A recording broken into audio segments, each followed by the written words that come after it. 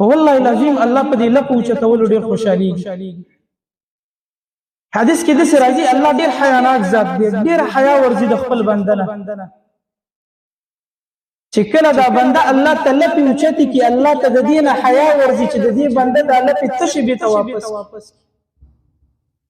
سن آشنا رب دې زما واست د دینه هغه ته حیا ورزي چې د بنده د مان غوړې او زی ور نه ورکوم.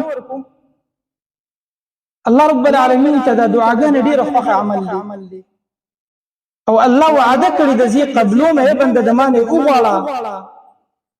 الله فرمای و اذا سالك عبادي اے نبی که زما بندگان زما په باره کې د تانه تپوس کوي چې آیا دا الله دعاګانې قبلې کنه قبلې فإني قریب، نو زما بندگانو ته ووایه چې الله ډیر نږدې دی. ګوري که دعاګانې غواړئ ستاسو دعاګانې الله اوري، ډیر نږدې دی. فإني قریب اجیب دعوة الداعی، زه د دعا کوونکي دعا قبلوم. الله وی کله اذا دعاني چې هغه د مانه دعا خو وغواړي